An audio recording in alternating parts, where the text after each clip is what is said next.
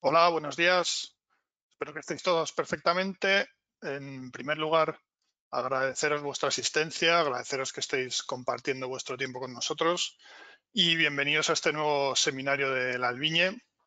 Como hemos contado ya en otras ocasiones, la Albiñe engloba lo que son las soluciones naturales de la alemana enología para la viticultura.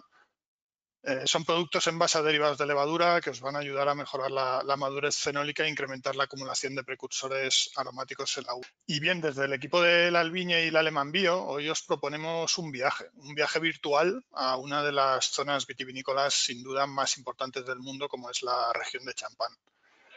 Este viaje lo vamos a hacer de la mano del profesor José Ramón Lizarrague, al que quiero agradecer su presencia de nuevo hoy con nosotros. Seguro que la mayoría ya le conocéis. José Ramón es profesor de viticultura en la Escuela Técnica Superior de Ingeniería Agronómica, Alimentaria y de Biosistemas de la Universidad Politécnica de Madrid. También lo es del máster que se imparte en esta misma escuela y además dirige el grupo de investigación en viticultura de la UPM. Desde hace años compatibiliza esta actividad docente e investigadora con su labor en la consultora Gestión Integral de Viticultura, GIVITI, y como digo, hoy nos va a presentar a través de fotografías de sus múltiples viajes a Champán, pues muchos detalles de esta región. Nos va a hablar de las distintas zonas, sus variedades, la gestión del viñedo y seguro nos dará algunas cifras que creo que son bastante impresionantes. Deciros que tiene un problema con la cámara del ordenador hoy, así que no vamos a poder verle, pero sí que vamos a escucharle perfectamente. Está previsto que el seminario dure 1 hora y media, ¿vale? Queremos dejar que José Ramón pueda tener tiempo para contarnos muchos detalles, tiene muchísimas fotografías y esperamos que al final de su presentación pues podemos tener algo de tiempo si pues, tenéis algunas dudas, algunas preguntas que os puedan surgir durante su presentación. Estoy seguro que vamos a disfrutar de este viaje virtual. Si os resulta interesante, que seguro que sí, bueno, pues quizá podamos realizar más adelante nuevos viajes a otras zonas para conocer mejor la viticultura de otras regiones del mundo. Y bueno, pues por mi parte nada más, agradeceros de nuevo vuestra asistencia y abrocharos el cinturón que salimos del viaje. José Ramón, cuando quieras, todo tuyo. Muchas gracias. Bueno, la razón de haber elegido la región de Champán, porque bueno, quizás es una región de las vitivinícolas del mundo más importantes, con más personalidad y más singular. Y nos pareció muy atractivo para presentárselo hoy. Entonces, he preparado, como siempre, mucho más del tiempo que dispongo para exponerlo. Entonces, habrá cosas que las voy a abreviar un poco con el fin de poder hacer este viaje completo por la región de Champán.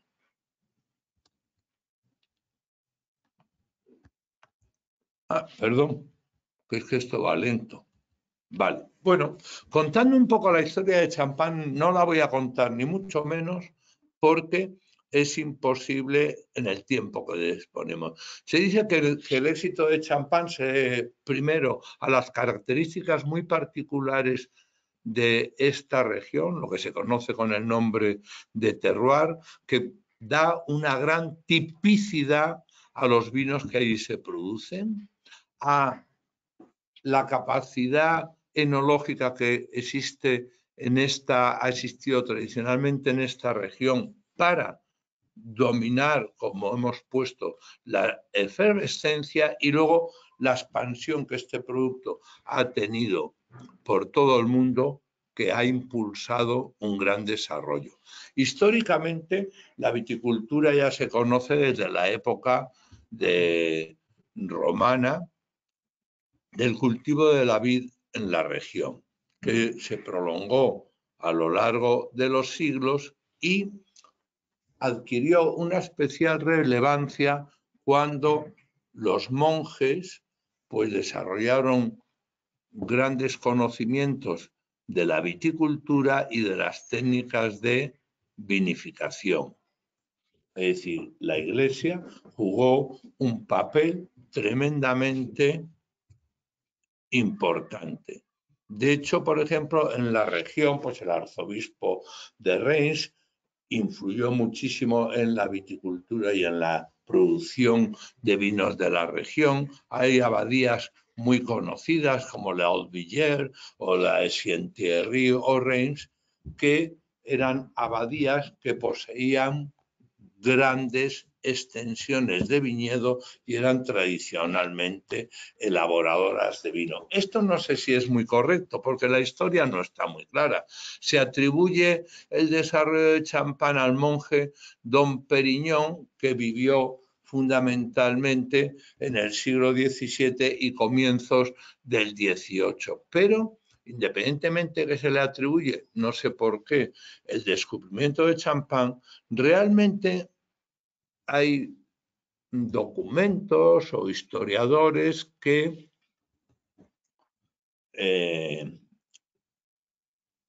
comentan que gran parte del trabajo de Don Periñón estaba en intentar evitar las burbujas, que luego han sido el gran éxito de champán. ¿Por qué se dice esto? Porque los vinos que entonces se envasaban con burbujas pues no aguantaban las botellas, se rompían, etcétera, y entonces lo que querían era evitar un proceso espontáneo como era la segunda fermentación. Supongo que, lo voy a decir rápidamente, entiendo que la mayor parte de las personas están familiarizados con algunos de los aspectos históricos de champán. Parece ser que de forma espontánea, después de la vendimia se elaboraban los vinos en champán, es decir, vamos a poner hacia el mes de septiembre, y bajaban las temperaturas cuando se estaban produciendo todavía los procesos de fermentación. Parece ser que esto paraba la fermentación sin haberse completado, dejando azúcares, lógicamente, en el vino. Y cuando en la primavera las temperaturas aumentaban, se reanudaba aquella fermentación, ¿de acuerdo? Que en el caso de que hubieran estado los vinos en recipientes, pues se producía una gasificación del mismo. Esto dificultaba la comercialización y por eso se habla de una cierta intencionalidad para eliminar las burbujas que había en el vino y así garantizar su estabilidad, transporte, etcétera, etcétera. Podríamos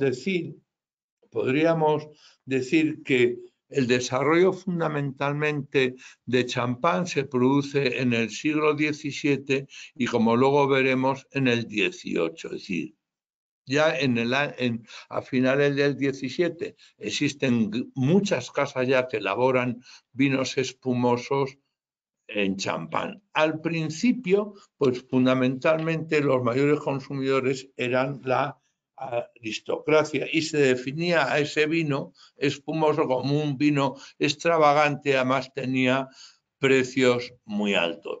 Se piensa que a finales del 17 apenas se comercializaban 10.000 botellas, pero no se conocía realmente el mecanismo de la segunda fermentación y muchos de los vinos fracasaban en el proceso de elaboración.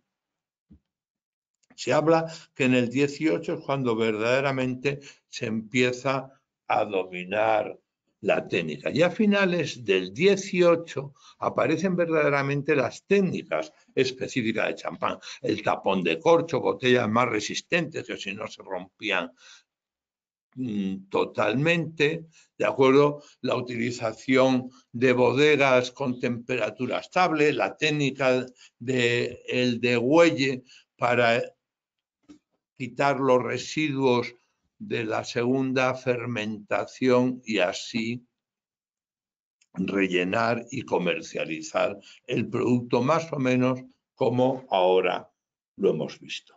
Luego, a principios del siglo XIX, es cuando ya el producto, no solamente un producto de consumo por una aristocracia o por una sociedad más o menos próxima a champán, sino que ya desde principios del XIX se expansiona la comercialización.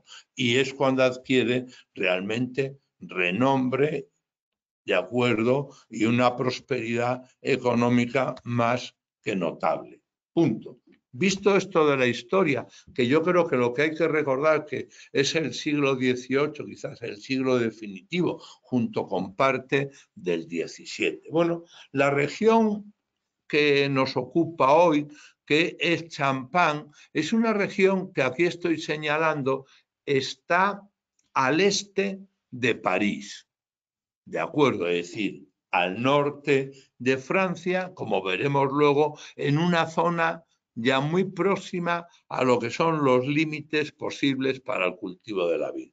Esta zona de Champagne, muy próxima a París, la región de Champagne, su capital oficial es Reims, y destaca, no ya como región, sino como población, que podríamos llamar, es un poco la referencia o la capital del producto de la viticultura, etcétera, es Epernay.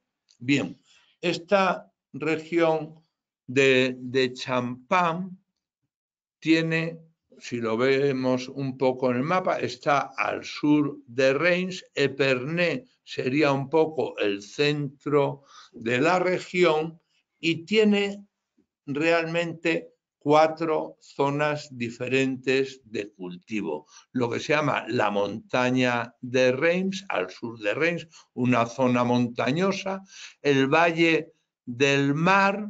El Valle del Mar es el valle que forma el río Mar, que es el que da origen a Champagne.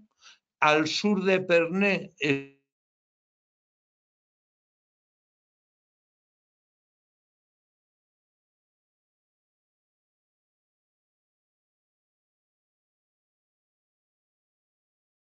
blanca, y al sur, un poquito separado, no con tanto renombre, está la zona de Côte d'Esbar. También tiene su importancia. Bien, este es el río Mar, que da un poco origen a la región de Champagne, y aquí podemos ver pues una vista general de lo que es Champagne. En el fondo de la imagen estaría Epernay. Esta parte de montañosa que veis, vamos, que ven más al fondo todavía, sería la montaña de Reims, y esto sería la parte del valle del río Mar. Bueno, fijaros una cosa curiosa, porque yo creo que de Champagne te puedes pasar hablando el tiempo que quieras. La denominación de origen Champagne está delimitada desde el año 1927 a 33.800 hectáreas, las mismas que tiene hoy. Muchas veces, como había mucha demanda y económicamente tiene un éxito muy grande, muchas veces se ha estudiado la posibilidad de ampliar la superficie de cultivo, dando más derechos al uso de tierras para el cultivo de vides para la producción de champán. Realmente hace casi 100 años que se mantiene exactamente la misma superficie. 33.800 hectáreas. Pero claro, yo creo que ellos son poco proclives a ampliar, porque es un negocio magnífico, magnífico, que a veces no se quiere compartir o no se quiere que la masificación o el incremento pudiera deteriorar los grandes valores de champán. Bueno, en Champagne hay 319 CRIs.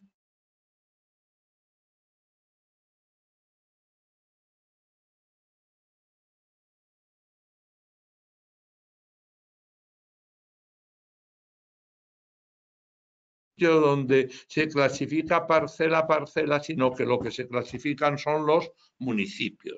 La zona más importante, pues la zona de mar. Y estas son las zonas del sur que tienen mucha menos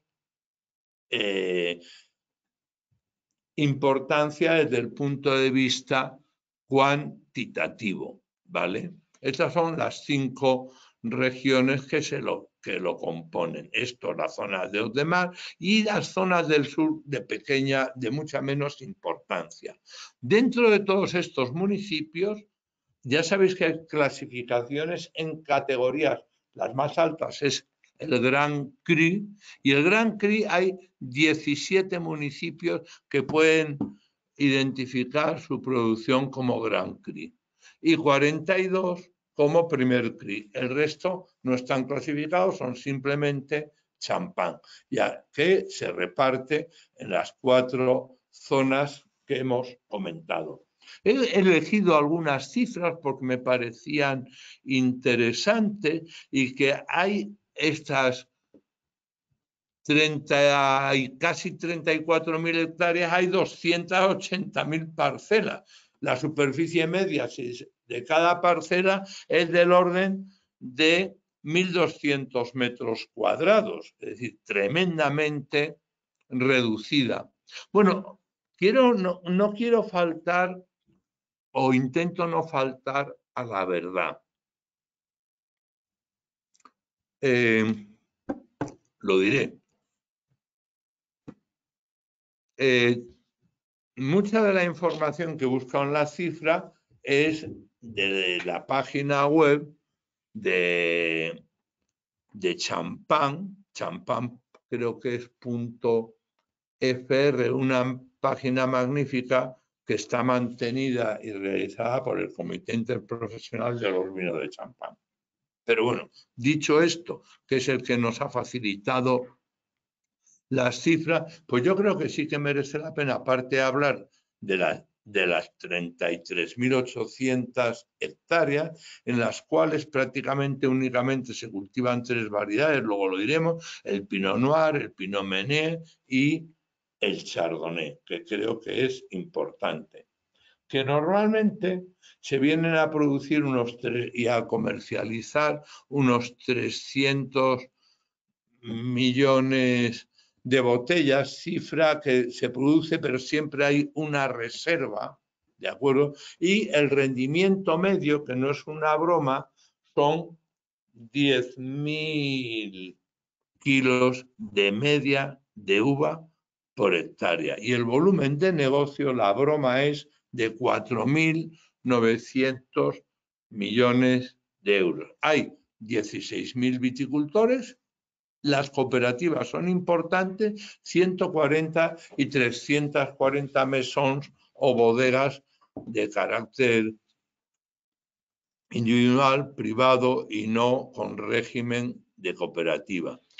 El champán es mayoritariamente consumido en Francia, es el principal consumidor, y dentro de lo que son los países a los cuales exporta, pues ya veis, o ya pueden ver que el Reino Unido se lleva la 4ª parte de las exportaciones, casi lo mismo que Estados Unidos, luego ya van Japón, Alemania, y España pues apenas tiene de las botellas un 5,2. Cuando hablo de el tremendo negocio, que es que ahora me voy a equivocar, porque no me acuerdo, de lo que supone champán, no solamente por las botellas, sino para los viticultores, es que el precio al que se paga la uva en champán en estos últimos años supera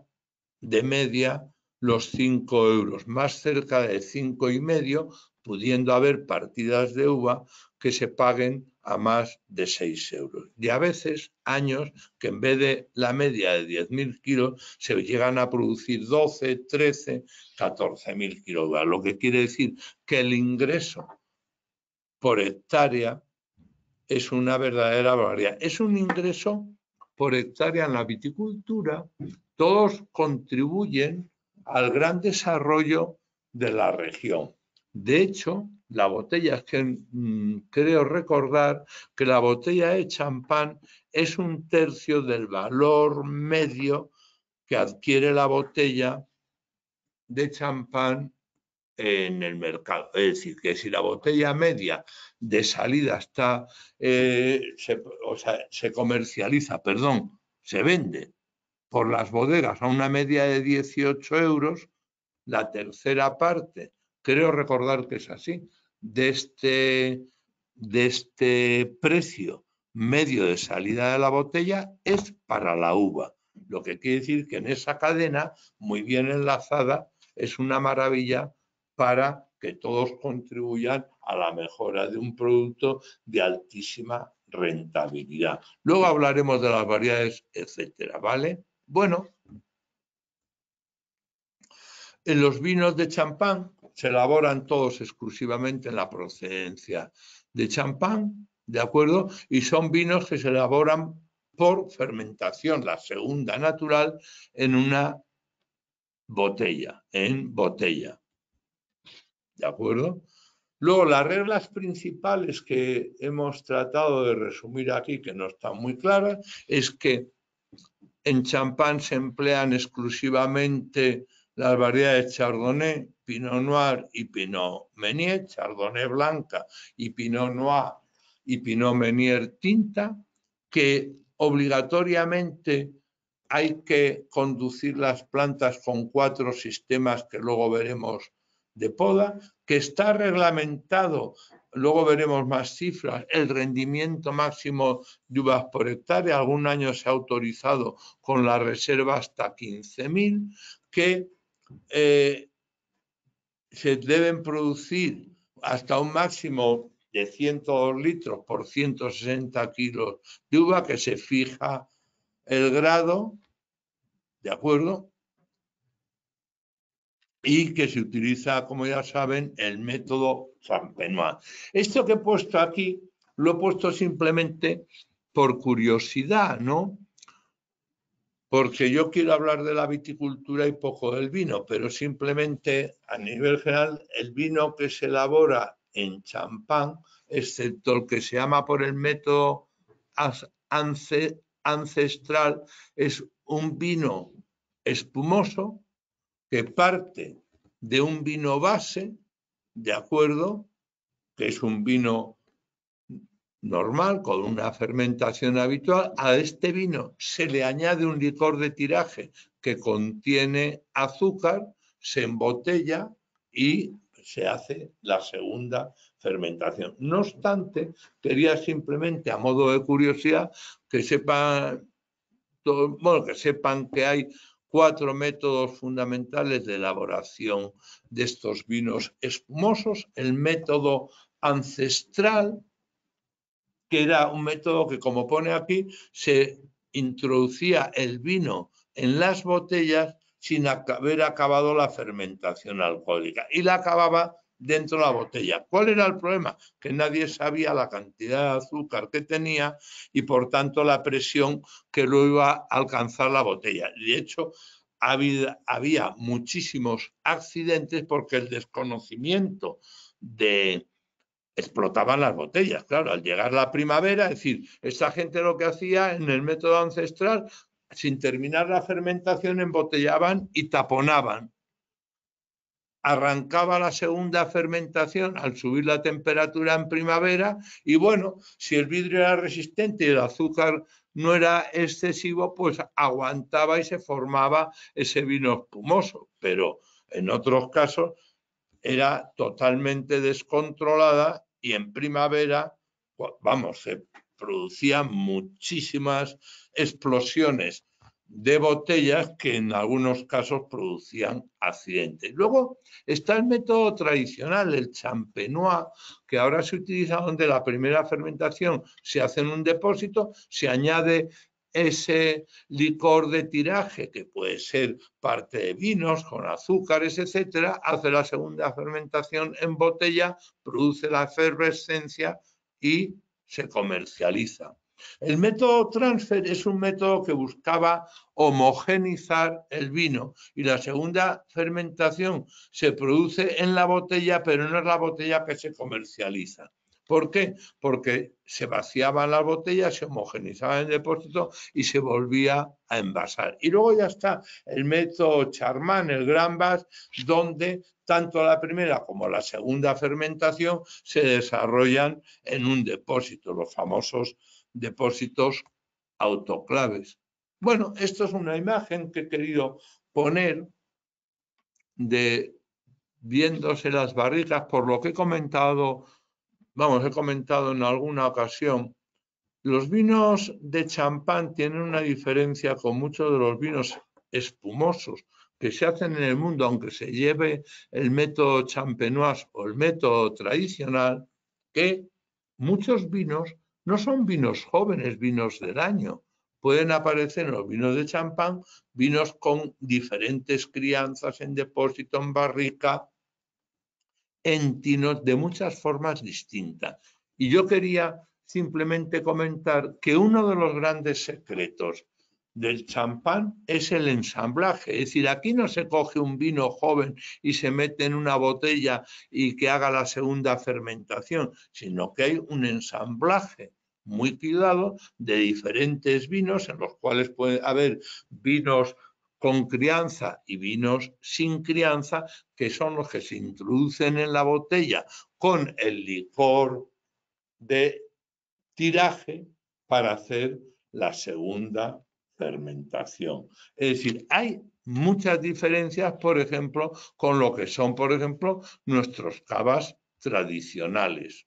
Bueno, vamos a centrarnos un poco en la viticultura y voy a intentar centrar lo que es la región de Champán. Primero, me parece importante destacar este aspecto. Geográficamente está en el límite del cultivo de la vid. Hay muy pocos viñedos por encima de esta latitud. De acuerdo que son casi 50 grados de latitud norte. La temperatura media anual baja, 11 grados. Es decir, yo no recuerdo, pero me parece recordar que Madrid debe estar en 14,5, que es una barbaridad como temperatura media anual. Luego, una característica importante de champán es lo que ellos llaman el doble clima. Tiene una parte de clima oceánico con temperaturas bajas y poca diferencia entre estaciones sería el oceánico, y otra parte de clima puramente continental que provoca temperaturas muy bajas y heladas. Es decir, hay que tener en cuenta que en invierno hay casi 4 días donde la temperatura siempre desciende de grado y es una zona con importantes heladas primaverales. Bien, luego otra segunda característica, aparte de tiene una influencia oceánica y una influencia continental, y esto es lo que se llama un poco el doble clima. Una característica de Champán es que la radiación solar es más bien baja comparada con otras regiones vitícolas del mundo. No llega en la media a 1.700 horas de sol al año. Es verdad que en algunos años se llegan a superar las 2.000 horas de sol, que para nosotros sería una cifra bajísima. Bien, en cuanto a la precipitación, es un poco mal conocida. Es decir, la precipitación de Champán, como pueden ver en esta imagen, no es una precipitación excesivamente alta. Las medias anuales están por debajo de los 700 milímetros de precipitación. Entonces dice, hombre, ¿y cómo se producen rendimientos tan elevados y un viñedo con tantísimo crecimiento que prácticamente no para nunca?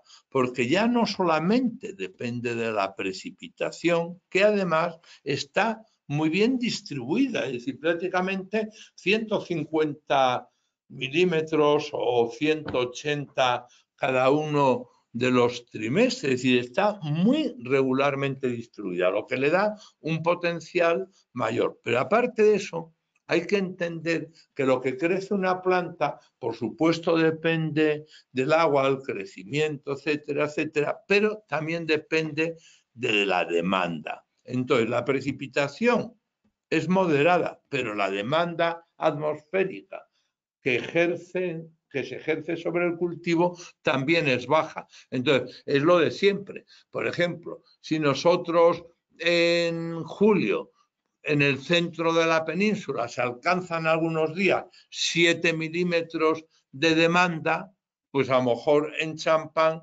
en los periodos más extraordinarios, pues estás en 5 y a lo mejor la media es muchísimo más baja. Si la media tú en julio, voy a poner un ejemplo, en el centro de la península la tenemos en 6 milímetros, pues a lo mejor en Champán están 4.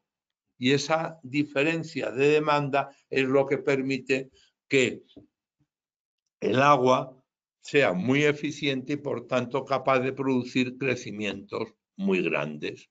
En cuanto a los suelos, no voy a tampoco a insistir demasiado, pero bueno, los suelos cambian de unas regiones a otras. Por ejemplo, en la zona de Côte de Blanc son fundamentalmente, todos los viñedos descansan sobre calizas que son muy superficiales. Bien, sin embargo, en la montaña de Reims la caliza está más en profundidad. En el valle de Mar, pues hay margas, arcillas y arenas, pero siempre calcáreos. Y en Côte de Bar son margas.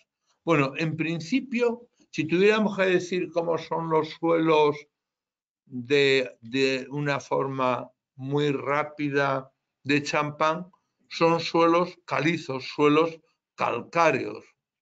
Suelos calcáreos que son calcáreos originados por gránulos, como hemos puesto, de calcita, que provienen de acumulaciones en microorganismos y de fósiles, fundamentalmente de la era secundaria, es decir, que no es un depósito de carbonato cálcico al uso, sino que son originados por restos de seres vivos. ¿Vale? Entonces, son los calcáreos, ¿de acuerdo? Con pHs lógicamente básicos y con niveles de carbonatos, lo cual va a dar unas características al crecimiento y desarrollo de las raíces muy particular, ¿de acuerdo? Y va a exigir que luego se tengan que cultivar estos viñedos con portainjertos muy específicos. Bien, ¿qué características tiene? Pues además de que llueve una precipitación aceptable y con poca demanda, es que los suelos tienen una gran capacidad de retención de agua. Esa es una de las características de los suelos de Champán. No solamente retienen mucho agua, sino que además drenan bien. Esas son condiciones magníficas. Porque claro, si tú retienes mucho agua, pero drenas mal, el suelo está poco oxigenado, pues lógicamente la actividad de las raíces, tanto en el crecimiento como en absorción, etcétera, se verían muy reducidas. La planta de vid es una planta muy exigente en oxígeno, ¿de acuerdo? No tolera bien la asfixia radicular y precisa, ¿de acuerdo?, unos buenos niveles de aireación y de oxigenación para que los sistemas radiculares y en consecuencia la parte aérea presenten actividad y crecimientos adecuados. Bueno, el viñedo de Champán, pues es un viñedo que fundamentalmente se cultiva en pendientes de inclinación o con pendientes muy variables. La media hemos puesto que está en el 12%, pero hay algunos viñedos de Champán que se alcanza cerca del 60% de la pendiente. Bien, normalmente predominan las pendientes con exposiciones sur, a veces sureste y en algunos casos este. Lo que se busca fundamentalmente son disponer de radiaciones solares grandes. Bueno, esto es una imagen que podemos ver de Champán, bella, con viñedos que vemos con pendientes variadas, que podemos ver parcelas pequeñas y, por supuesto, siempre plantaciones realizadas a favor de pendiente, porque buscamos también, porque si no cultiváramos a favor de pendiente, aparte de los problemas que pudiera haber relacionados con la erosión, habría acumulaciones de agua o, de alguna forma, dificultaríamos el drenaje. Y siempre el drenaje es un factor de calidad para controlar en parte el vigor, que es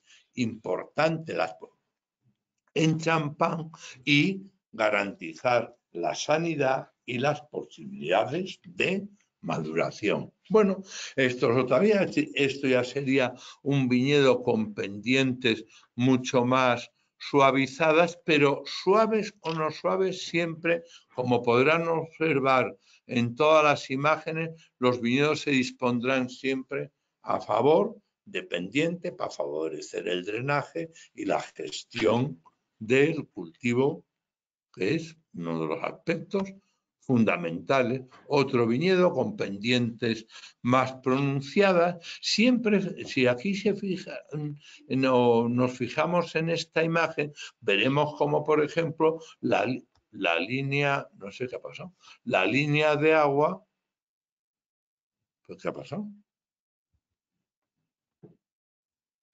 No sé por qué está saliendo el subtítulo. Raúl, ¿esto lo puedes quitar? Parece que lo has activado, José Ramón. ¿Y dónde lo desactivo? Pues yo creo que en los puntos que te aparecen ahí en la parte de abajo de la pantalla. ¿Sí? ¿Ves que hay uno que te aparece como coloreado o marcado en blanco? Y mira a ver si es ahí. Aquí, donde aparece un lápiz, menú dibujo, presentador, un ratón, ¿y dónde he activado yo? Tiene que algo que has pinchado por ahí. Es que yo no lo veo, entonces no puedo decirte.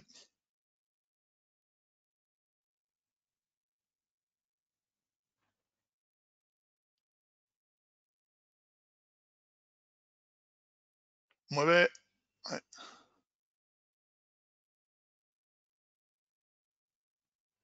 Uy, ahora no te oímos. ¿Me oyes tú, José Ramón? ¿Sí? Ah, vale. Oye, ¿sabéis dónde se desactiva esta cosa? Mira, mueve el ratón por la pantalla para que podamos ver. Tienes ahí abajo, ¿ves unos iconitos debajo ahí? Pincha ese. Ya está, Ya listo. está. Qué horror. Vale, disculpad. Bueno, yo voy a intentar, a ver si esto va para atrás ahora. Ahora, ¿qué le pasa a esto? Veo que hoy la informática no está de nuestra parte. ¿Pero por qué no? Ahora se me ha bloqueado. ¿Hola? Ah, ya, bien. Bueno, un momento. Bueno, estábamos comentando que el respeto a la evacuación de agua y al drenaje es un aspecto fundamental. En una región como esta, donde está muy comprometida por el régimen termométrico, las posibilidades de maduración, etcétera, pues lógicamente cualquier factor que haga prolongar el crecimiento, retrasar los ciclos, no es un factor positivo. Entonces siempre son parcelas que el agua evacúe bien, que drene, que evitar los retrasos del ciclo, los excesos de vigor, la sanidad del agua. Y aquí quería ver, pues cómo en el viñedo, por ejemplo, se respetan siempre las líneas de agua para que en la confluencia de dos pendientes la evacuación sea sencilla. Bueno, aparte de ver esos viñedos, he querido dar un pequeño paseo por lo que es la villa de Pernés, que se le considera la capital del vino, y donde muchas de las casas de champán tienen su sede. Y tiene también la sede aquí lo que podría ser el Consejo Regulador y la mayor parte de las asociaciones que agrupan a empresas o intereses de champán tienen mayoritariamente su sede en Epernay. Bueno, esto es Epernay, donde es una ciudad donde todo gira como la Avenida de Champán. La Avenida de Champán es una calle que merece la pena darse un paseo porque es una calle donde muchas de las empresas tradicionales, no caben todas, pues tenían sus sedes oficiales administrativas en Champán. Aquí vemos también una estatua de don Periñón, al que se le atribuye un poco el cuidado, el afinamiento de los vinos de champán, aunque ya he comentado que no está muy claro. De acuerdo, él estaba, o sea, vivía en la abadía de Haute-Villers, que es esta que estamos viendo en esta imagen, y es donde se encuentra enterrado don Periñón. Bueno, estos son algunas vistas de las bodegas, la arquitectura también y todo lo que rodea a Champán está muy cuidado, el paisaje, el entorno, la arquitectura. Champán es una región que, lógicamente, por el desarrollo económico que tiene y el desarrollo cultural, normalmente podemos decir que está en la parte avanzada de lo que es la viticultura a nivel del mundo. Por ejemplo, todos los temas que hablamos de sostenibilidad, de medio ambiente, de integración, pues son aspectos muy cuidados en la región de Champán. Y da igual las casas, los edificios, las bodegas, pues son de una gran belleza. Y la integración del paisaje rural y el paisaje urbano está también muy cuidado. Bueno, una vista de lo que es Champán, donde intentan que la integración entre lo que es espontáneo y lo que es cultivado, pues esté también cuidado. Bien, vamos a hablar un poquito de la viticultura, pero la viticultura he elegido algunos aspectos porque no todos los vamos a poder desarrollar. Bien, en principio, pues he puesto algunas curiosidades que me parecían interesantes, como que la uva es utilizable para champán a partir del segundo año, no antes. Antes, si produces algo porque se anticipará la producción, pues no puede ser destinada a la elaboración de champán. Una cosa muy interesante, de acuerdo, es que la densidad de plantación en champán tiende a ser muy alta. Por encima de la media están 8.000, pero muchos viñedos superan las 8.000 plantas por hectárea, que para tener índices de área foliar muy grandes se desarrollan en viñedos que la separación máxima entre filas es 1,5 metros y la distancia entre plantas pues oscila entre 0,90 y 1,5. Pero una regla general en champán es que tú no puedes plantar a 1,5 por 1,5 porque la suma de la distancia entre filas más la distancia entre plantas dentro de una fila tiene que ser inferior a 2,5. Quiere decir, si tú haces una calle de 1,5 metros, pues tienes que distanciar las plantas a 1 metro o menos. Sí, entonces vas jugando con ello. Si tú quieres distanciar las plantas a 1,5 metros, pues las calles tienen que tener 1 metro y así sucesivamente.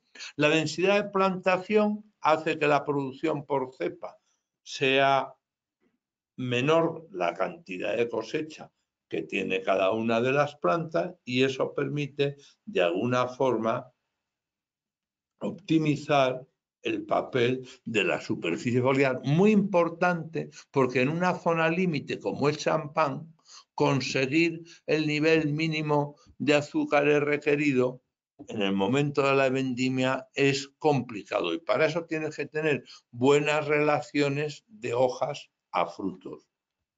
Bueno, esto es la disposición. Aquí veis, por ejemplo, una disposición muy típica. Esto que veis aquí es la calle y esto es la línea. Con mucha frecuencia, la distancia de plantas dentro de las líneas de plantación es superior a la distancia que tiene la calle. ¿Por qué? Porque cuando tú estrechas la calle, lo que haces es maximizar la cantidad de hojas que van a interceptar radiación por hectárea, pero luego puedes cubrir perfectamente en la formación de las plantas todo el espacio, de tal forma que tratan de maximizar la intercepción de radiación por la superficie foliar del viñedo para maximizar también el potencial de azúcares. Y luego tener muchos metros lineales de cultivo, eso les permite también tener muchos metros para poder disponer no solamente las hojas, sino también los racimos, de tal forma que se eviten amontonamientos para conseguir una buena madurez o una buena maduración, evitar amontonamientos de racimos que garanticen también una buena sanidad, porque es una región complicada y difícil.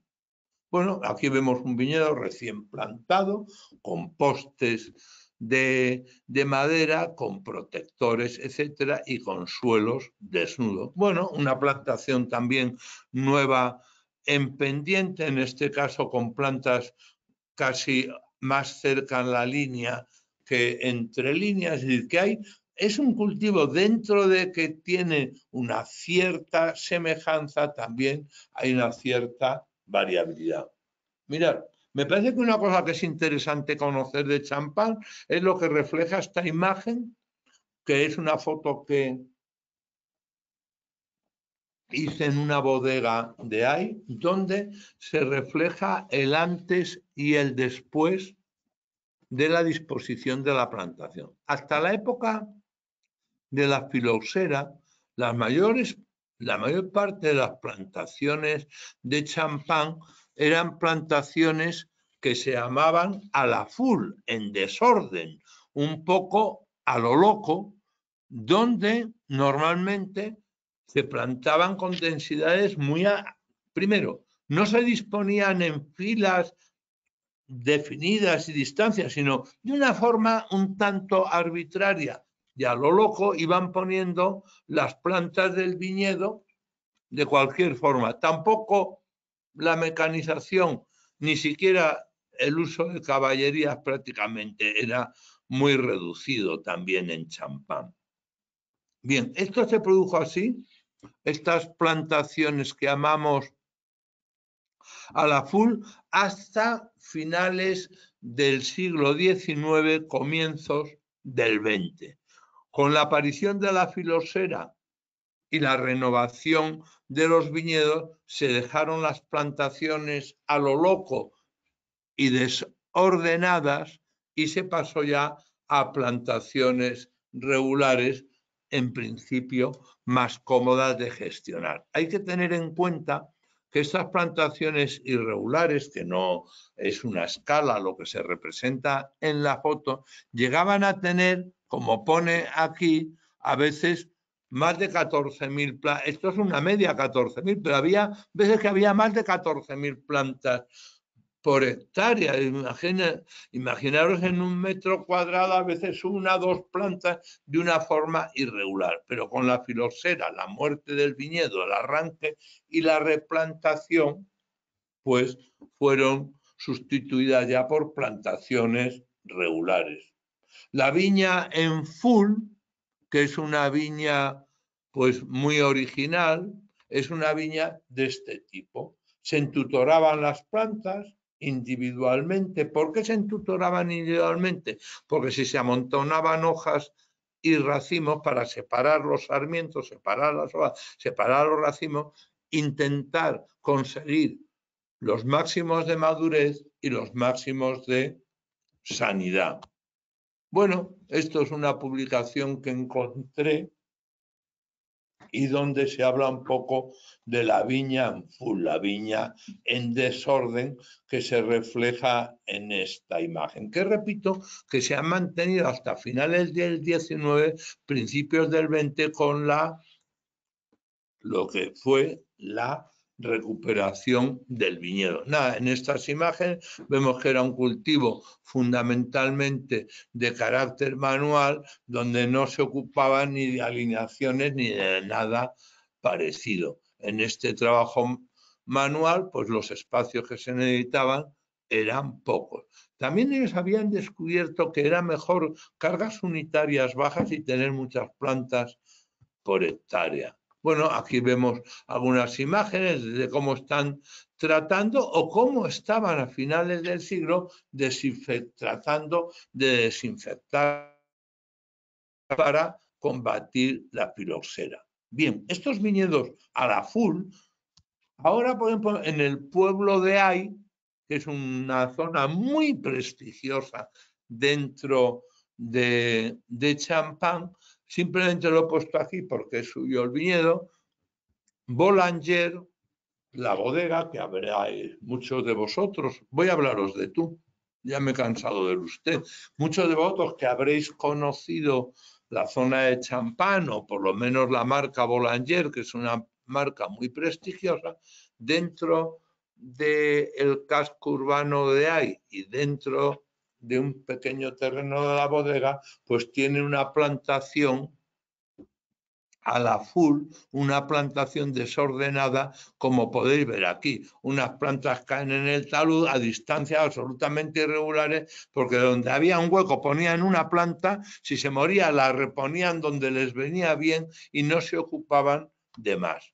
Esto es la vista de una plantación a la full, con sus tutores para recoger la planta, poder acceder al viñedo y poder garantizar un poco la sanidad y la maduración, con cargas unitarias por planta muy baja. Esto es la vista de este viñedo a la full, ahora ya embebido dentro del casco urbano. Este viñedo que ponían así, de esta forma irregular, cuando llegaba el invierno, recogían las estructuras, podaban el viñedo y cuando llegaba ya el periodo activo volvían nuevamente a colocar las estructuras para guiar las plantas, que lo que estamos viendo aquí en un viñedo. Este es un viñedo joven, pero que podía convivir con plantas más adultas.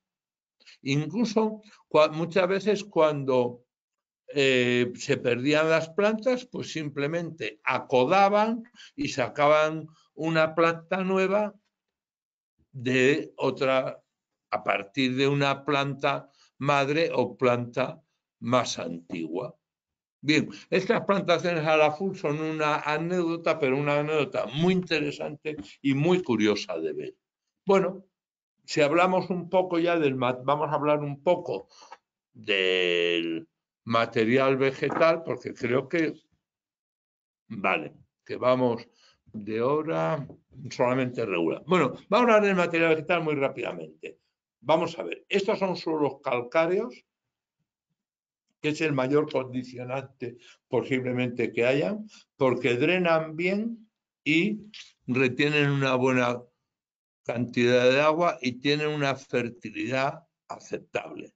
El patrón más utilizado, el 41B, que aquí pone que hay un 81%, pero probablemente haya más del 81% en este patrón. Ahora se han introducido otros, pero siempre se buscaban patrones como tampoco, si eran resistentes a la caliza, pues, pero claro, con esas densidades de plantación y con esa fertilidad, los patrones o los portainjertos vigorosos o más vigorosos que el 41B en parte han sido desechados. Patrones como portainjertos, como el SO4, pues se han empleado un poco. La verdad que corresponde a una época de de hace ya unas décadas. El SO4 fue el primer patrón libre de virus y parece ser que con utilizar patrones libres de virus iban a acabar una parte muy importante de los problemas de la viticultura. Y luego, en suelos poco calcáreos, con muy poca presencia, pues se puso algo también, por ejemplo, del 3309. Bien, en cuanto a variedades, vamos a ver, las variedades de champán son sencillas. La más importante, hemos dicho, con un 38% aproximadamente, es el Pinot Noir, 38-39%. La segunda variedad en importancia es el Pinot Meunier, que tiene un 33%, quizás algo más productiva, menos longeva, y luego como variedad blanca el Chardonnay, ¿vale?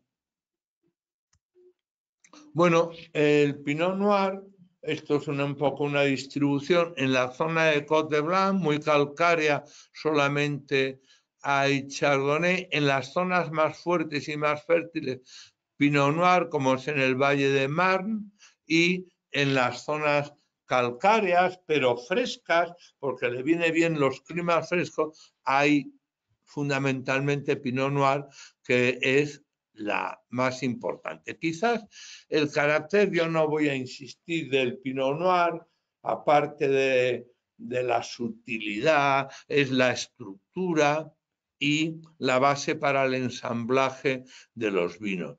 En el Chardonnay posiblemente sea la finura y sus aptitudes para envejecimiento. Y esto, pues bueno, de alguna forma, pues lo que dice, acaba redondeando el ensamblaje, no es de vinos muy longevos, pero es de un carácter afrutado interesante. Aunque muchas veces cuando se habla de champán, todo el mundo habla del Pinot Noir y del Pinot y del Chardonnay, y menos del Pinot Meunier, que tiene una importancia enorme, puesto que representa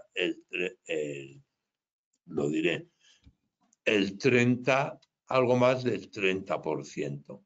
Bien, y luego hay otras variedades que se cultivaron en su momento, pero que no representan nada, como hemos puesto aquí, el 0,3% de la superficie son el Pinot Gris, el Pinot Blanc, el Meslier y la variedad Arbán. Bueno, estas son las tres variedades con las que se elabora el champán. Esta lobulada, que es fácil es fácil, yo creo que es fácil reconocer las tres variedades. Esta lobulada, con los lóbulos marcados, es el Pinot Meunier. Esta muy pentagonal es el Chardonnay. Y la otra, un poco lobulada, pero también hasta cierto punto pentagonal, es el Pinot Noir. Bien. Bueno, simplemente esto era un poco el origen. De las hoy cultivadas, la más antigua es el Pinot Noir. El Chardonnay tiene por parte al Pinot Noir y el Meunier es un descendiente directo del Pinot Noir. Bueno, yo no voy a comentar grandes cosas de las variedades. El Pinot Noir es la variedad más cultivada, muy versátil,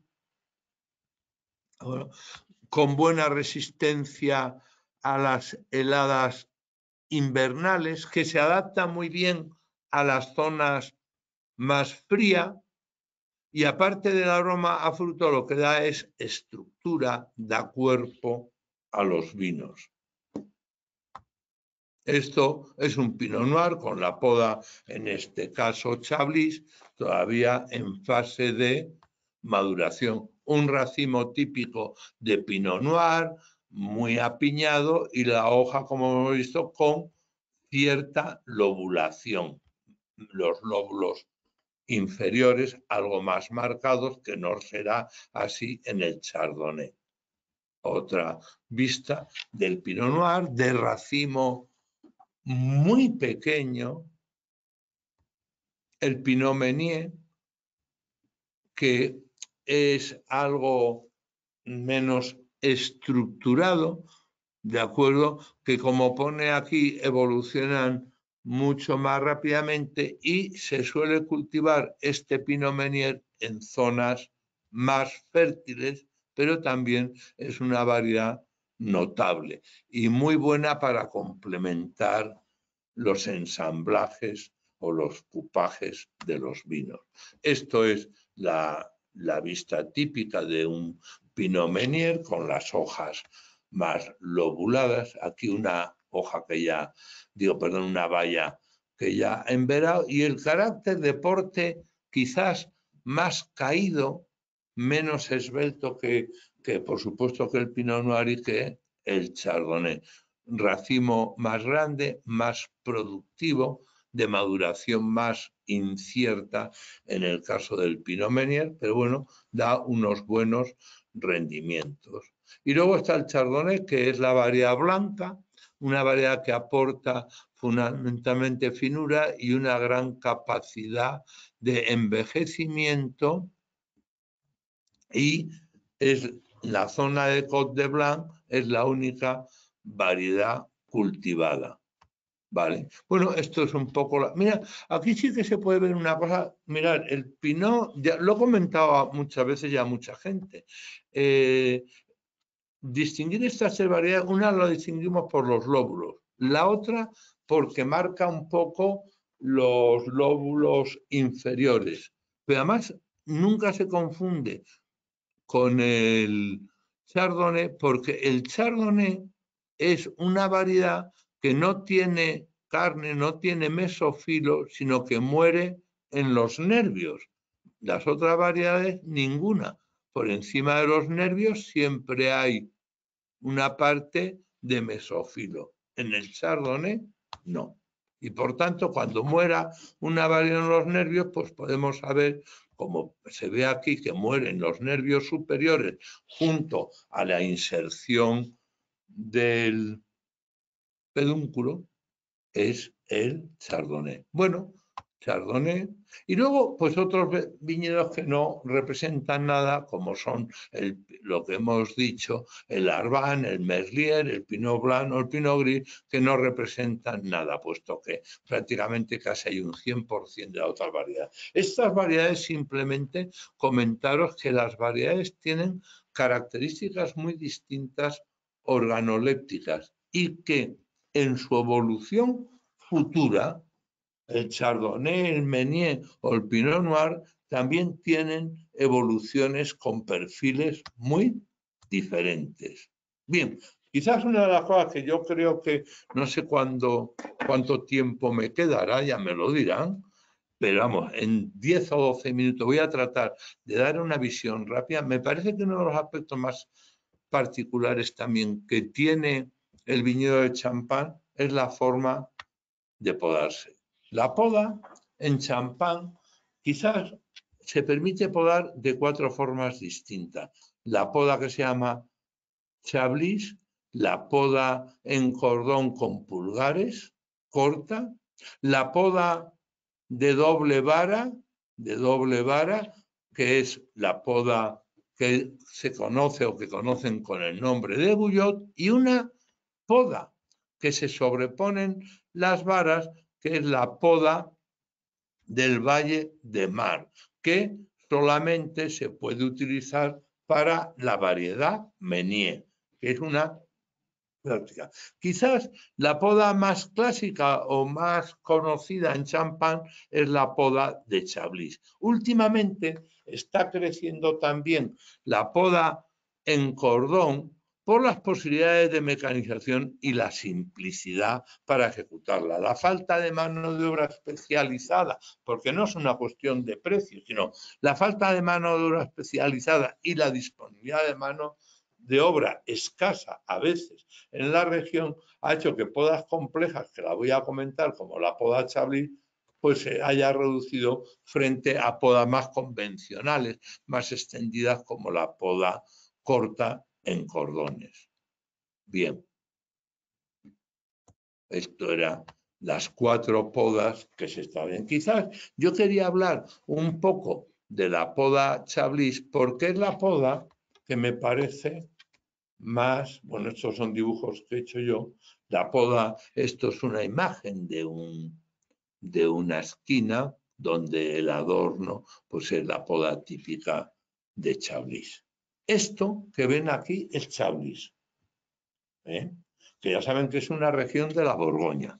Vamos a ver, si pensamos un poco o recordamos cosas, la Borgoña ha sido el gran influente en Champán por la proximidad. Hay que tener en cuenta que en Champán se cultivan variedades borgoñesas de origen borgoñés o tradicionalmente de la Borgoña, como son el Chardonnay o como es el Pinot Noir. Y además las podas tradicionales son las podas de Chablis, que es la imagen que estamos viendo en esta región. ¿Cuál es la diferencia? Que ahora lo vais a ver. Mirad, la poda Chablis es una poda, a ver si lo vemos, donde se cubre el espacio con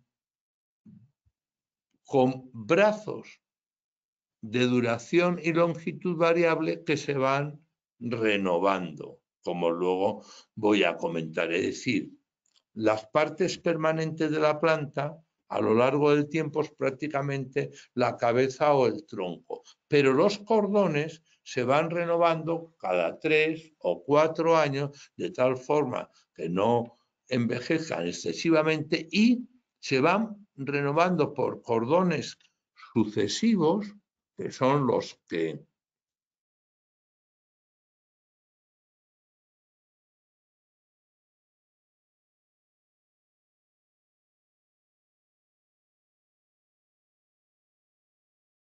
de Chablis, y esto es el aspecto de Champán. Una diferencia importante es que en Chablis las varas tienden a estar tumbadas para cubrir el espacio, mientras que en Champán la poda Chablis se hace con las varas levantadas. Esto, la poda Chablis típica, aquí se ha puesto pues con una altura de formación de 60 centímetros y un espaciamiento de 1,20, que es muy común, lo que quiere decir que aquí las calles pues tendrían como máximo 1,30 metros para que la suma no supere el 2,5. Esto es la poda de Chablis típica. La poda de Chablis tiene una cabeza que a partir de la cual se renueva continuamente la planta.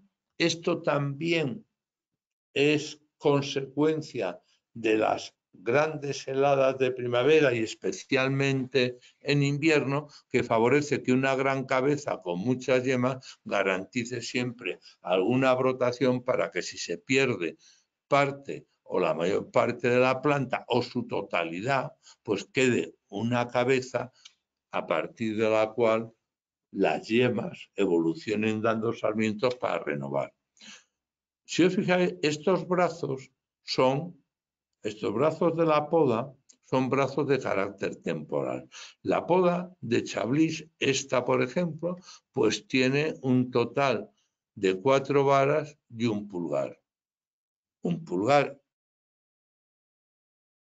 de basal e inferior, una vara que asciende hasta el primer hilo y en este caso 3 varas que ocupan los extremos de los brazos. De estas varas, realmente a lo mejor en cada una de ellas solamente se dejan crecer los sarmientos con la cosecha de las 2 o 3 últimas yemas. Es decir, ellos hacen poda larga para buscar fertilidad, sujeción de los elementos, poda larga, pero no con cargas muy grandes, porque el resto lo quitarán en verde, ¿vale?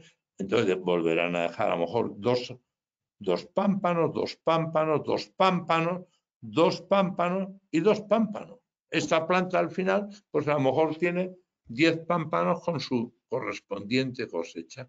Cuando llegue el invierno, que no voy a insistir, el brazo más antiguo lo cortan. El brazo anterior lo tumban y el sarmiento superior es el que va a dar la vara y así sucesivamente, de tal forma que es una poda parcialmente larga, renovada, con estructuras permanentes que a su vez se renuevan. Aquí podéis ver en Chardonnay una poda típica, es decir, este brazo más alejado se cortará. Este brazo de aquí, que ha dejado con 2 sarmientos, se quitará el inferior, se tumbará y se dejará la nueva vara. Es decir, lo que era esta vara, lo será en el futuro esta cuando este se tumbe. Entonces, lo que van haciendo es renovando. Y sobre esta cabeza, al final, se dejará, esto será la nueva vara que sustituirá la anterior y aquí se dejará un pulgar o se dejará sobre un rebrote. Esta es la poda típica con muchísimas heridas, una que se renueva continuamente y que garantiza en parte la perpetuidad frente a las heladas. Aspecto de un viñedo en champán en invierno, con la poda chablis, con el pulgar en la parte baja y las varas y brazos que se renuevan. Bueno, esto es la tendencia un poco de ahora a dejar cordones, pero manteniendo la cabeza, y cuando se dejan cordones mantienen la cabeza, incluso se dejan brotes abajo para, en su caso, poder renovar la planta en caso necesario porque las heladas de invierno son peligrosas. Un cordón, no un cordón unilateral con poda corta en pulgares también prolongados, las grandes heridas de la base del viñedo. Quizás esto que había puesto aquí era simplemente que en champán se calcula que se hacen 120.000 toneladas de madera y el 80% de los viñedos, los residuos de poda son dejados en el suelo, en muchos casos picados y otros son utilizados como fuente de combustible. Un viñedo donde podemos ver los restos de la madera de poda picado, un viñedo nuevo, donde no solamente se aprovechan muchas veces los restos de la madera de poda, sino los restos, las vinazas que genera el viñedo. Los tractores que se emplean con más frecuencia son tractores zancudos que van pisando hacia el centro de la calle y que en la tripa envuelven al menos una fila del viñedo. Importante de la viticultura de champán es la importancia de las operaciones en verde, el despampanado, el guiado y subida de hilos, el colocar la vegetación, los despuntes, los deshojados, etc. Simplemente encontré esta tabla donde en el caso de la poda chablis, la poda más el atado, más el espergurado, es decir, quitar los brotes, más guiar la vegetación, más despuntes o deshojados, si sumamos todas las operaciones manuales, pues 300, más de 500 horas de trabajo en el caso de la poda chablis. ¿Qué es lo que han hecho? Pues irlo sustituyendo por la dificultad de la mano de obra. Más de 500 horas por hectárea era frecuente. Utilización de residuos orgánicos en el manejo del suelo, un poco estrambóticas. Lo que sí que suele ser es que cada vez los viñedos manejo solo con residuos orgánicos y cada vez más frecuente que no haya ningún viento por detrás de los postes terminales. ¿Para qué? Pues para tratar de aprovechar, es decir, los vientos como estos son cada vez menos frecuentes. ¿Por qué? Porque tratan de aprovechar al máximo el espacio, el precio de la tierra es muy caro, la productividad y la rentabilidad muy alta y se maximiza el uso de la tierra. Entonces, lo que quieren es que las plantas puedan llegar al extremo, densidades altísimas de plantación. Esto estamos hablando de muchos viñedos, a veces a metro, es decir, que llegan a tener pues 10.000 metros lineales, que si sumas las alturas de vegetación, pues viñedos de más de 20.000 metros cuadrados de hoja. Estas marcas que veis aquí simplemente son marcas que señalan los viñedos para que cuando haya que dar tratamientos fitosanitarios por empresas normalmente de servicio, muchas veces helicópteros o aviones, puedan diferenciar qué parcela es la que tienen que tratar. Un viñedo con suelo desnudos y postes clásicos en acero, suelos desnudos con aplicación de herbicidas, pero cada vez la aplicación de herbicidas se está reduciendo e incrementándose la presencia de viñedos con cubiertas vegetales clásicos o con sistemas galvanizados cada vez más frecuentes y sobre todo compostes fundamentalmente más que ranurados con lengüeta, y siempre vemos la tendencia a la tornapunta para optimizar y maximizar la pérdida de espacio que produciría la presencia de viento. Esto que ven aquí, por aquí, esto es la zona de la montaña de Reims, el aspecto de un viñedo en el valle o de viñedos en ladera junto al mar. Esto sería montaña y esto sería el valle del río Mar. Bueno, no voy a hablar, es una zona con gran presión de alteraciones parasitarias, como son el mildio, el oidio, la botrytis. Hay también alteraciones no parasitarias con los altos contenidos en estos oidios de carbonato.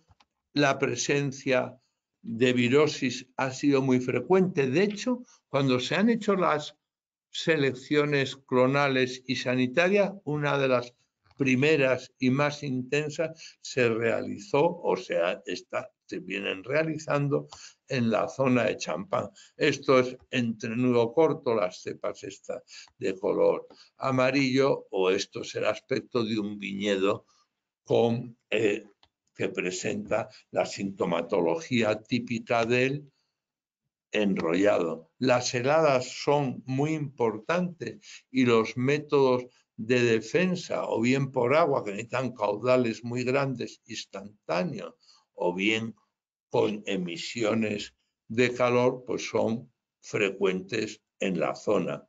Claro, en Champán nos permitimos pues, sistemas incluso sofisticados como el que estamos viendo en la imagen para la defensa contra el granizo. El valor de la uva es tan grande. Claro, estamos hablando de precios de más de 5,5 € que protegerla siempre es una garantía desde el punto de vista económico. Para terminar, simplemente decir que la vendimia es totalmente manual, está prohibida la vendimia mecánica, que se hacen unos seguimientos de maduración, esto por el propio servicios técnicos del Comité Interprofesional de los Vinos de Champán, donde de una forma de 2 veces por semana 600 parcelas repartidas en la región son oficialmente muestreadas para determinar el estado de madurez y el momento de la vendimia. Aunque hemos hablado que la media está en algo más de 10.000 hectáreas, hay un límite mucho más alto que es de 15.000 kilos, 15.500 el año que permiten la reserva. Lo que quiere decir que un señor que hace 15.000 kilos de uva en Champán podría tener un ingreso bruto superior a los 80.000 €. Vendimias, como hemos dicho, totalmente manuales, cajas relativamente grandes que han permitido, bueno, condiciones que permiten a la viticultura, pues, producir uvas para la elaboración de uno de los vinos más conocidos, más prestigiosos, más singulares y con más personalidad del mundo, que el champán. Muchas gracias. No hemos recibido muchas preguntas de momento, como yo creo que te has explicado perfectamente. No tenemos mucha pregunta, andamos con el tiempo justo. Una pregunta que ha surgido también. Cuando vamos con todas las fotos que hemos visto del viñedo y lo que nos está comentando un poco de las enfermedades más habituales, ¿Sí? no has comentado ni se ha visto nada en las fotos referente a enfermedades de madera y con los cortes en la cabeza, esos tan grandes que hacen en la poda Chablis, pues que parecen focos Sí. donde pueden ser especialmente importantes. No se ha visto nada. No sé si realmente es enfermedad que afecta, que está afectando como está pasando en otras Afecta, zonas. yo no tengo noticias que afecte más que a otras zonas del mundo. Lo que sí que está claro que esas mutilaciones de renovar los brazos son una vía de acceso, lógicamente, de los hongos de la madera. Pero tampoco tengo noticias de que sea extremadamente grande con respecto a otras zonas, porque así como si mutilan en invierno esa herida, primero que con respecto a las enfermedades de la madera, la entrada o el acceso de los hongos durante periodo activo también es muy importante. Sin embargo, en champán las operaciones en verde son muy cuidadosas, dejando pocas heridas, haciéndolas de forma precoz para evitar accesos y problemas posteriores de otros tipos. Entonces, con respecto, no tengo datos concretos, sé que existen y que es una preocupación también. Gracias. Pues no sé si lo has comentado, pero en otras zonas vitivinícolas de Francia, como Burdeos, por ejemplo, establecen la clasificación de Grand Cru, Premier Cru, en función de la parte de la ladera, ¿no?, que ocupan los viñedos. No sé si esto es así en París, No, vamos a ver, Champán, o lo que yo no guarda conozco, relación. en Burdeos, primero se clasificaron los viñedos después de la exposición mundial del año 1855 de París, ¿vale? Solamente se clasificaron en Burdeos la región del Médoc para los vinos tintos y la región de Graves en Sauternes para los vinos blancos y dulces. La clasificación que se hizo en Burdeos fue una clasificación individualizada en función de los vinos que procedían de los diferentes viñedos. Y entonces por eso hay un primer cri, de 100, Troisième o lo que sea. Debido un poco al prestigio de los vinos, en champán la clasificación se hizo no atendiendo a la individualidad de cada una de las parcelas o fincas, sino del término municipal por las bodegas y por el reconocimiento que tenían los vinos que procedían de ese término, de esa zona. Perfecto, pues explicado. Mire, una pregunta que nos acaba de llegar sobre la poda Chablis. Dicen si este tipo de poda afecta a la longevidad de la planta, hace que la vida media de la cepa sea menor y por tanto si tienen que arrancar y plantar mucho. No, es una poda longeva. Esta poda, precisamente lo que garantizaba la poda Chablis en zonas muy frías, con una gran cabeza y con no partes permanentes que envejecían, era estar continuamente rejuveneciendo las plantas. Y llega a haber viñedos muy viejos, con brazos, lo que pasa que el cordón más viejo, el brazo más viejo, pues puede tener como mucho, cuando se hacen a 5 años. ¿Me explico? Pero la cabeza inferior, la base de la planta, junto con el conjunto de raíces, pueden ser de muchas decenas de años. Esto garantizaba que las partes permanentes de la planta, las que daban donde se situaban las varas, se renuevan continuamente, como mucho cada 5 años. Por tanto, los cordones no envejecían. Y en la base quedan siempre cantidades muy importantes de yemas, aparte del pulgar, que te permite recuperar nuevamente la planta. ¿Eh? O sea, claro que son longevos los viñedos, pero buscan la longevidad. Primero porque plantar es caro y perder la producción es mucho. Estamos hablando, tú imagínate, bueno, imagínense o imaginaros un viticultor que tiene una hectárea y que la producción vale más de 70.000 euros un año normal, sin exagerar, habitualmente, no está mal, por hectárea. No está mal, ¿no? No, no está mal. Y gente que llega a más de los 80.000. No te digo, ha habido años, es que no recuerdo ahora si fue hace 3 años, que el rendimiento medio de champán, teniendo en cuenta que se había dedicado una parte a la reserva, recuerdo un año que fueron 13.500 kilos, casi a 6 euros. La media, no los extremos, es decir, es una barbaridad descomunal, por eso vale más vamos, por 1 millón de euros intentar comprar una hectárea, igual hay alguien que se siente insultado. Pero claro, estamos hablando, sí, ofreces 800.000 por una hectárea, igual te dan una patada en el culo pensando que estás insultándoles en su propia casa.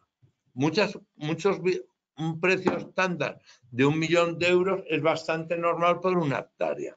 Bien, solamente hay 33.800 hectáreas para cultivar y eso vale muchísimo dinero, vale mucho dinero la producción de champán. Y además, como he dicho, en un sistema muy justo que le asigna 1/3 del valor medio de las botellas, que está perfectamente controlado. Bien, cuando un viticultor arranca, ¿qué hace? 3 años sin producir significa que cuando tú arrancas una hectárea completa que está produciendo 75.000 euros, 3 años sin producir hasta alcanzar la máxima producción, a lo mejor el coste, el lucro cesante pueden ser 300.000 euros por hectárea. No sé si me estoy explicando bien. Lo que quiere decir que el viñedo sea longevo y mantener los rendimientos durante mucho tiempo es interesante. Y es interesante mantener un estado sanitario brutalmente bueno, porque las mermas que te puede producir, las alteraciones no parasitarias, pues te las tienes que comer a veces, un granizo, etcétera, ¿no? Pero ya intentan también evitarlo. Intentan evitar las alteraciones debidas a las bajas temperaturas, especialmente en primavera, utilizando métodos de defensa muy generalizados, que luego cuando llega el periodo activo se retiran para que el valor paisajístico se eleve y no ver los métodos de defensa. Pero la sanidad y el defender la planta se defiende, entre otras razones, por razones lógicamente económicas. Es que cuando, entonces, la defensa tanto de las alteraciones no parasitarias como de las alteraciones parasitarias es tremendamente intensa por las enormes repercusiones económicas que tiene. Y repito que claro que buscan viñedos longevos y productivos. ¿Y sabes Y del orden, de calidad. del orden de ¿Eh? cuántos tratamientos suelen realizar al año? Pues vamos a ver. Ahora cada vez vamos a ver. Champán tiene también, como otras zonas del mundo, conciencia medioambiental. Hay mucha presión por, mm, por los efectos, vamos a llamar, no digo tendentes a ir a la viticultura ecológica, sino por cuando mínimo a una viticultura sostenible y lo menos agresiva posible, ¿eh? La reducción de los herbicidas y la limitación de los tratamientos, ahora diré cuántos se pueden realizar, más o menos, es decir, la regulación de las máquinas, la dosificación, los momentos de tratamiento, son tremendamente cuidados dentro de un orden. ¿Cuántos se pueden llegar a dar? Pues muchos viticultores superan los 15 o los 16 tratamientos. Si el ciclo es 24 semanas, pues mucha gente supera los 16, 18 tratamientos. Los han superado, pero cada vez hay más control. Se han superado. Ahora la tendencia es a reducirlos de forma importante. Pero bueno, ha habido situaciones donde solamente para el mildio, que ya sabéis que el mildio a partir de casi desde antes del invierno no afecta a las bayas, pero ha sido muy frecuente que solamente el mildiu lleve 12, 13 tratamientos solamente para mildiu, pero si luego tienes polilla y tienes oidio. La botritis tratan de reducir al máximo los tratamientos o no tratar mediante los deshojados y condiciones profilácticas buenas que eviten eso, no, buena distribución de racimos, bien expuestos, bien aireados para minimizar ese riesgo. Pues otra pregunta que nos ha llegado también sobre el tema de la vendimia y por qué es exclusivamente manual, por qué se prohíbe la vendimia mecánica, ¿es un tema de calidad o...? Bueno, yo creo que no es.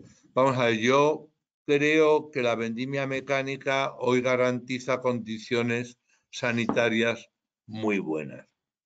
Pero yo entiendo que esto es una parte que es la imagen de la calidad. No digo que la tenga, sino champán, este tipo de productos con la imagen cultural que tiene y el valor se lo puede permitir. Pero yo creo que es más preservar la imagen cualitativa, una imagen, vamos a decir, teóricamente o supuestamente cualitativa, más que realmente el problema cualitativo. No.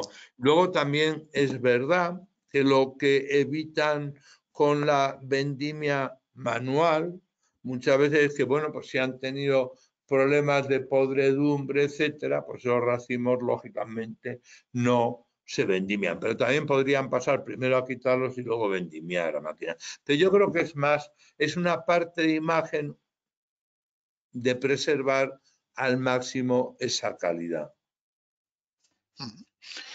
Pues mira, vamos con una última pregunta ya para acabar, que nos hemos pasado un poco del tiempo, para venirnos un poco ya a España de nuevo, al otro lado de los Pirineos, y nos preguntan ¿qué zona en España fuera de cava te parece que podría ser más favorable para hacer espumoso y qué variedades te parecerían interesantes? Uy, Dios mío, Bastante vaya general, pregunta. pero bueno. Aparte de que las regiones del Cava son muy variables, porque el Penedés, Valencia o que voy a decir, o Extremadura, pues son muy diferentes. Vamos a ver, para hacer un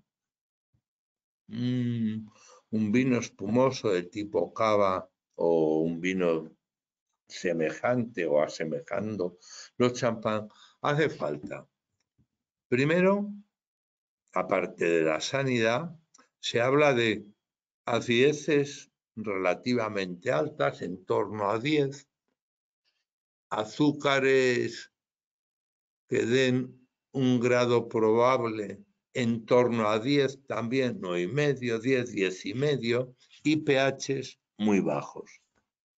¿De acuerdo? Pues vamos a poner 2,9, 3, etc.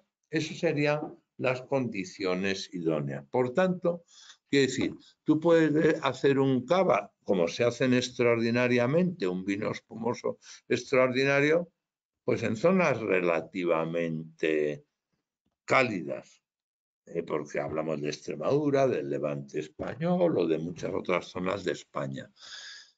Si tratáramos de imitar el producto como champán, pues champán está caracterizado por una climatología al límite, fría, que da acideces muy altas y cuesta trabajo azúcares, pero que también preserva caracteres aromáticos. Pero esto es muy delicado decirlo, si tú quieres imitar, pero yo creo que hay magníficos espumosos que no se corresponden a estas zonas particularmente frías.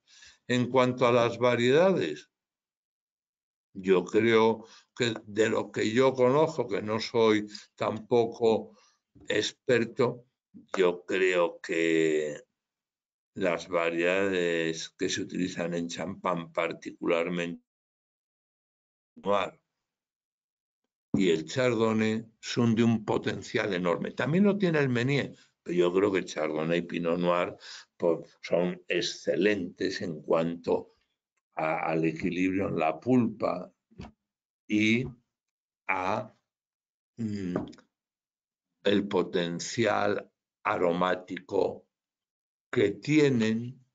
Son para mí extraordinarias. Es que no quiero no me pongan en el brete de hacer comparación. Yo creo que Pinot Noir y Chardonnay son extraordinarias. Luego tú puedes hacer espumoso con lo que quieras, pues en España tradicionalmente, pues ya lo veis, la viura o el macabeo, el charelo, la parellada, pero se han utilizado variedades tintas para hacer también como han sido el monastrell o la garnacha. Yo creo que por sutilidad, por elegancia tal, quizás es variedades como Chardonnay y Pinot Noir están en la punta de la pirámide. Perfecto, pues nada, muchísimas gracias, José Ramón. Vamos a dejarlo aquí porque ya nos hemos extendido un poco con estas últimas preguntas. Un poco no, Entonces, mucho. bueno, no está mal, no está mal. En función de lo que prometía con tantas fotos, ha estado muy ajustado al tiempo, así que bueno, vamos a dejarlo aquí. Muchísimas gracias, José Ramón, de nuevo por tu presentación. Y nada, gracias a todos por vuestra asistencia. Espero que haya resultado de vuestro interés y nos vemos en el próximo seminario web. Muchísimas gracias a todos.